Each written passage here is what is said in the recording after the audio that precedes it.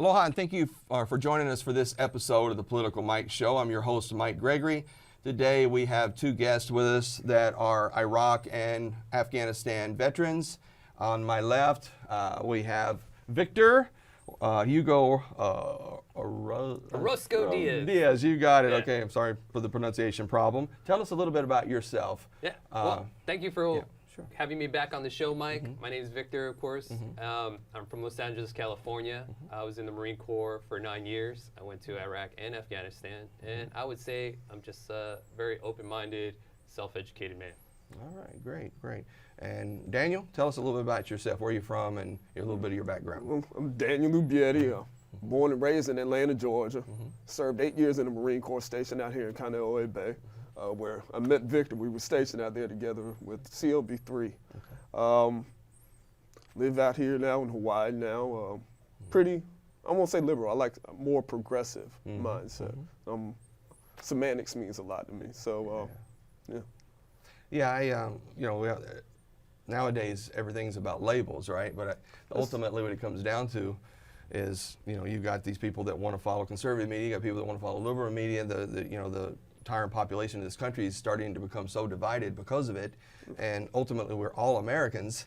So, the one quote that I think is that people should keep in mind whenever they're thinking about which media to watch is that united we stand, divided we fall. So Indeed. I always encourage people that watch this show, almost at the closing of every show almost, I try to say to the people that if you are getting into politics or you're already into politics, at least do yourself a favor, do this country a favor, and don't just listen to one media.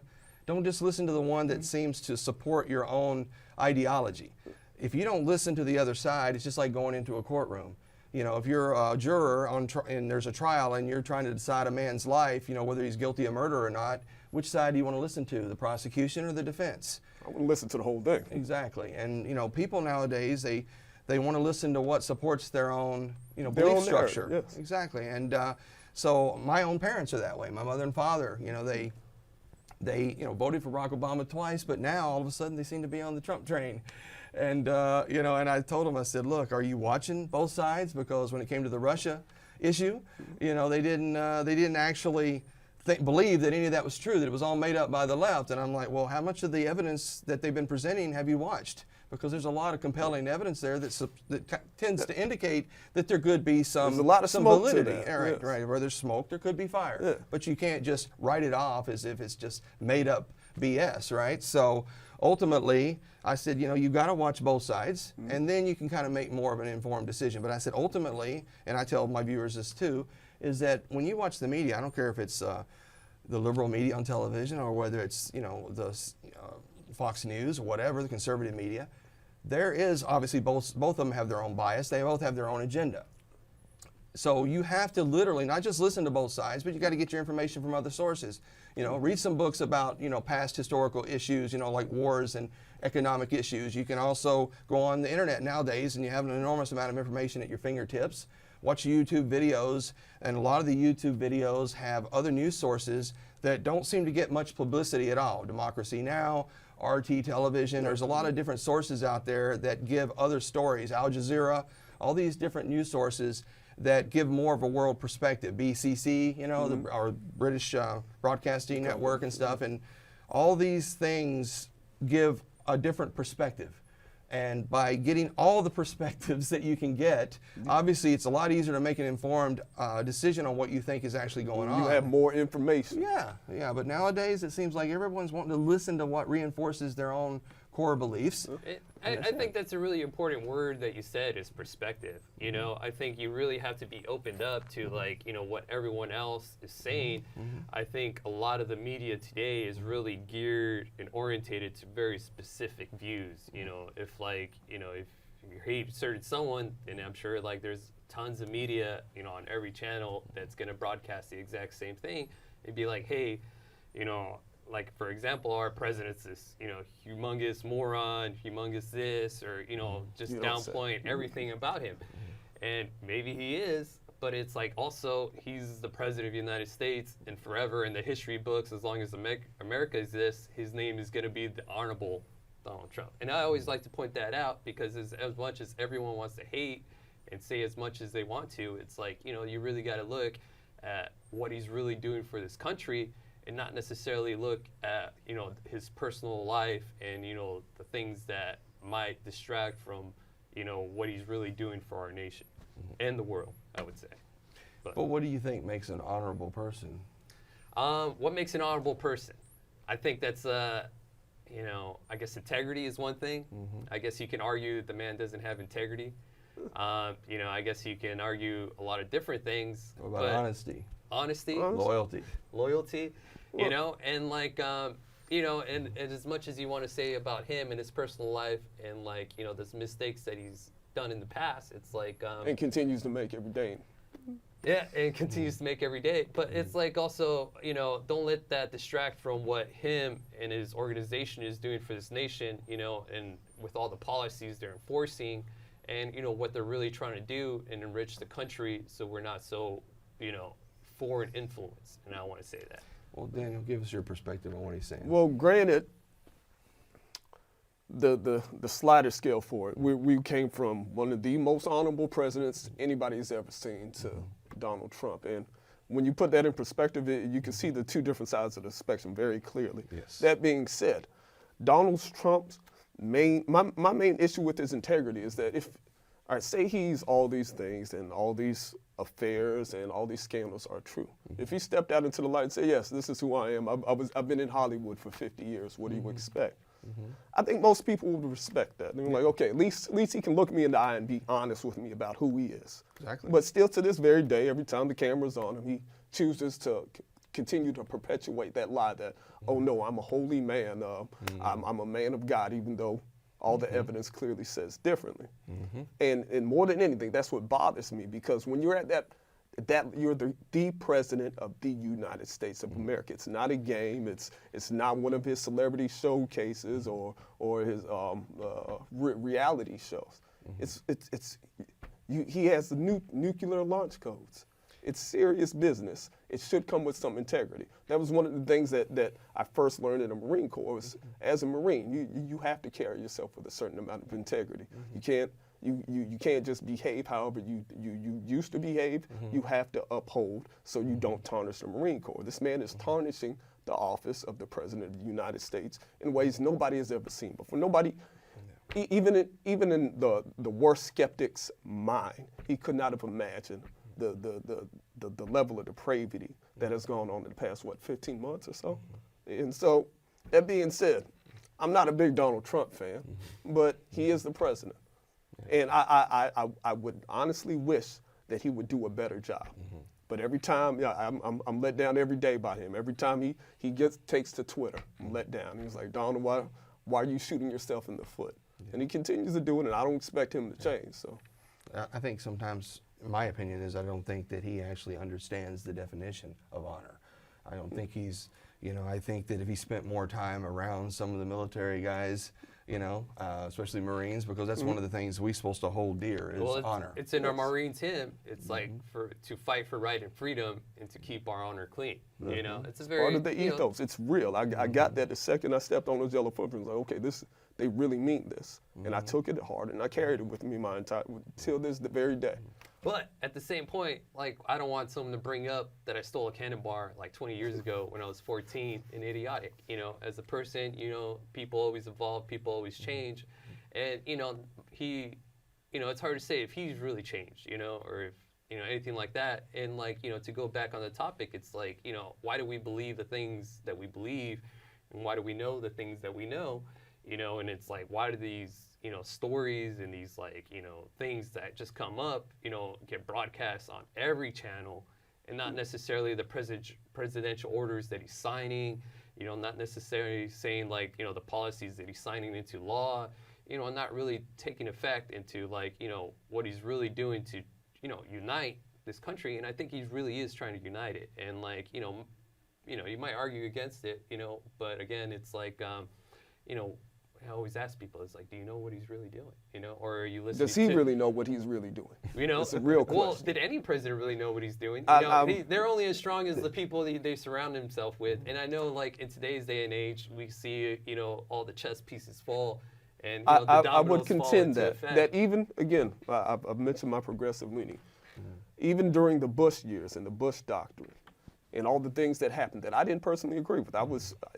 Granted, it happened 2 years, the initial invasion of Iraq happened 2 years before I even enlisted. I was aware of it, though I was of age, and I saw them beating the drums for war, and I saw what was leading up to it. Didn't agree with it, and in much of his presidency, I would say that. But it was very clear that he had a doctrine. He knew what he was doing. I might not agree with it, but they had a direction that train was moving in. With Trump, can anybody discern a particular direction? One second he's going here, 1 second he's going here. 1 second we're pulling out of Syria, the next we're not. It continuously flip-flops from day to day with any 24 to 48 hour news cycle, what his motivations are. And it begins to, I don't want to jump on the train of saying his psychological abilities or if there's any issues in that department, but you have to wonder why is he so wishy-washy? At least Bush had a direction. He clearly, whichever way the wind blows, that's the way he'll go. He'll say he's not going to sign the omnibus bill, and then what does he do? He signs it, complains about it. He said, and looking at the dealings with the sanctions behind Russia, how many times he's gone back and forth, says one thing and then does another, and then says something else and then does something else, and it's rather confusing, is it not? Yeah. Well, I think it really has to tie in with the imperialistic force that America is bringing into like the whole world, and it's like, I think it's an overshadow of maybe, what America is really doing. Like you say, like, do we really know what he's doing? He could go left, he could go right, and like, do you really think he's pulling all the strings? Just like the Bush era, a lot of like, things happened, with all the policies and rules and governments, and how, our freedoms were slowly taken away from us. And, a lot of people don't realize or don't understand that, but maybe there's just some giant warehouse in Arizona, built 15 feet on the ground that's recording every our conversations and every text and every email and stuff like that. Just we so like, maybe. We know that. And they are, I thought and the Eric thing, Snowden, and the thing is, yeah, it's like, that's it's been like, verified. when did this happen? How did it keep going? Like it was enforced during the Bush era. It was Patriot Act. And it kept, all that stuff and it fell kept under running during, the Obama era, and and it's still going on now. So it's like I really wonder. It's like are these presidents that are being elected and chosen and being presented in front of us really the best options? And it really has to do with like what we're spoon-fed through all sources of the media, and we didn't. Sometimes the opposing voice isn't always heard. And it's eradicated as like, oh, it's too left, or oh, it's too right, or that's just a conspiracy theory. But maybe there's little truths here and there that people, don't know and don't want to believe because it just ruins the image and like the facade of being an American and living here, and having this overextended sense of freedom in the world. Well, before the cameras came on, we got into a little bit of a discussion about how. We know that that there's a right agenda with the conservative media, there's a left agenda with the liberal media, and then we realize there's a simultaneous agenda going on with actually people that actually control both sides of the media, the people that actually own the networks, that basically invoke their own, ideology or beliefs onto what they're allowing these two networks to broadcast. Because there are a lot of things obviously void on both of those networks, in both of those type of networks, that we're not getting that information because, when we can segue into this now because we've ran up about half of our time, but I wanted to start talking a little bit about, Middle East issues and things. You guys have been over there, and I started off talking to you before the camera started rolling about, the Middle East issue between Palestinian and Israel. Now, one of the things that I've noticed that you can't see in both conservative media or the liberal media is you never actually see anybody over there interviewing Palestinians and broadcasting information about what the Palestinians have been going through in regards to what Israel has done to them. I mean, after World War II, they set up the Israeli state, okay, and when they set up these clear borders that was supposed to be designated for this Israeli state, we know, most people in the country that follow the media know that Israel has gone well beyond those borders for a long time. They just go in, bulldoze down Palestinian, homes, and places where people have been living for 50, 80 years. Expanding their colonies out further and further, basically trying to drive the Palestinians into the sea, more or less, almost eradicating them. And we don't hear about that. The media never talks about that side of it. It always seems to be pro-Israel because we as a country seem to be so pro-Israel. We give $30 billion over the next 10 years to we Israel. fund their entire Right. government. Okay, and if what they're doing is a violation of international law, okay, are we a country of laws or are we not a country of laws? Because if we're a country of laws, then that shouldn't just apply here in the United States. It should apply to our beliefs as far as international law with the United Nations around the globe. And the United Nations have voted multiple times to try to do some type of disciplinary action towards Israel for the atrocities they're doing to the Palestinians, but it always gets vetoed by our government. Okay, The so one we government stop that it. has superpower Right. over the rest of the votes. And unfortunately, the United Nations is like that. You got the 5 big countries, and if any one of them, and usually it's the wrongdoer that both vetoes whatever action they want to take, you can't do it, which seems like a really ridiculous system in my opinion. Why isn't it more democratic, right? If you had 4 of them and one of them say, no, I don't want you to punish us for the wrongdoing that we're doing, that they could still take action against you. But ultimately, it's like if you're one of the 5 big countries, it's like Russia right now is vetoing an action that our country had proposed, and I think the United Nations had proposed to set up an international court again because they want to start, I guess, trying to put on trial the things that are happening in Syria and other countries that they believe are international law violations. But I'm sure when Russia vetoes it, they're saying, where do you have a leg to stand on to complain about our veto when you've been vetoing the things that Israel's been doing for years? Yes. So Israel and Palestinian, and I think we all agreed in the beginning, before this camera started rolling, that we did agree that pretty much that conflict itself has pretty much been the precipice for a lot of the Middle East conflicts that have been going on all over, and also has encouraged and created a lot of the terrorism that we have around the globe. It is the root cause Yeah. for most of the terrorism that's going on in the world. The 9/11 attacks. You ask the typical American, why did they attack us? What was the reason? They couldn't tell you. They'll say something, because they hate us because we're Americans, and that's it. They don't understand that. No, Al Qaeda, this was their cause. This was their manifesto. This is what the things that they were saying. They were still upset about the situation in Israel and Palestine. That's why they decided to hijack some planes. And we all know how the rest of that story plays out. The average American doesn't, though. They don't put that in the school books. They don't talk about that on CNN or MSNBC or any other network. The Jewish coalition, the lobbyist group that has so much power in Washington, they're the same people that control these media networks, control these banks. They have their hands on the real levels of power in our government.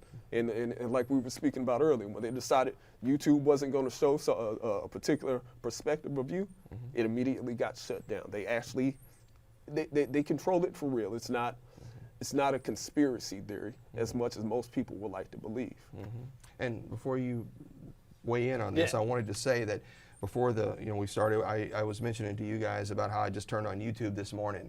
Abby Martin is a very brave woman that works with RT, and she's a correspondent that has gone over and spent, a month or two in Palestine and walked around and saw with her own eyes the kind of atrocities that are happening, by some of the Israeli forces against the Palestinians. And she's gone over there. She's spent enough time there. She herself thought she was going to get killed at least 3 times while she was there. It's a war zone. Yeah, and she basically comes back and she does, news stories, which MSNBC, CNN, Fox News, none of these guys send any correspondents over there to do any real live interviews about what's really going on. And when she broadcast her interviews and things like that on YouTube, I just saw this morning at one of her interviews with a gentleman who wrote a book about what's going on over there, and he's actually a Jewish American, okay? But even though he's Jewish American, their particular interview has been banned from YouTube in 29 countries, I think it was. So 29 countries can't see that information that should be available to anybody. People need to see that. I would say history repeats itself. And amidst the days of Ted Turner owning CNN during the first Iraq, invasion, and when America asked him, hey, don't turn on your cameras, what's going on over there, he opposed them and turned on the cameras and exposed to all Americans, the actual war that, we were causing over there. As much as, everyone wants to downplay it and not show any footage or any media except today 3 Americans died, in Syria. And a whole band of you know, special forces got attacked and died, you know, in Africa.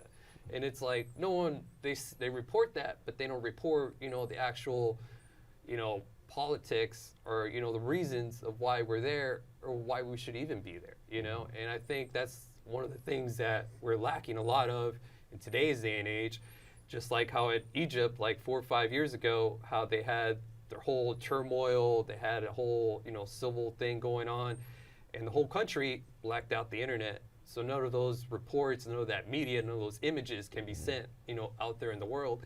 So right now, I would say that big portion of all those, you know, theatrics and like history of what's going on in the Middle East is lost, and it's because they can control, and they do control what's being broadcast out there. They control the flow of information. Yes. Yeah, which is the biggest crime being committed against democracy in the world, basically. Censorship is the one thing that we don't want. Whether we agree with the information or don't agree with it, the censorship is the one thing that could really bring down democracies around the globe. Yeah. Because if you don't know what's truly going on, if you're just being spoon-fed information, and you get that information and all of a sudden you get riled up because you believe everything that they're telling you, which could be a complete lie anyway.